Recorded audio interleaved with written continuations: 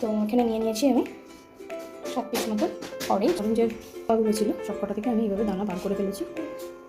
এবার অরেঞ্জের যে পিলগুলো ছিল সেগুলো আমি এইভাবে খুব সরু করে ধুয়ে ভালো করে ধুয়ে নিয়ে এগুলোকে কেটে নিচ্ছি। অরেঞ্জগুলো আছে এগুলোকে সব আমি ভালোভাবে মিক্সিতে দিয়ে একটা স্মুথ পেস্ট তৈরি করে নেব। আর বাটি আমি এটাতে সুগার অ্যাড করবো। যে পিলগুলো রেখে দিয়েছিলাম পিলগুলো এর মধ্যে দিয়ে দেবো। এটাকে এইভাবে না দিয়েই যাবো আমি যতক্ষণ না পর্যন্ত এটা একটা গাঢ় কমে আসছে। এটা এখন খুবই পাতলা যেহেতু চিনিটা সম্পূর্ণ গুলে গেছে এর মধ্যে, তো এটা ধীরে ধীরে গাঢ় হয়ে যাবে।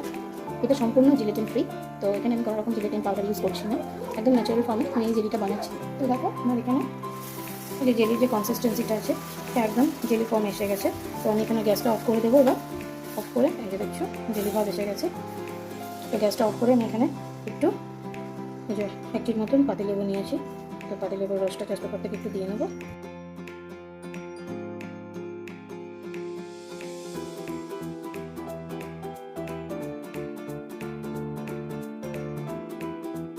বন্ধুরা এখানে আমার একদম রেডি হয়ে গেছে orange jelly, homemade orange jelly.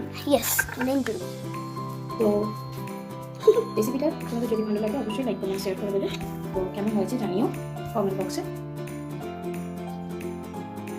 Thank you.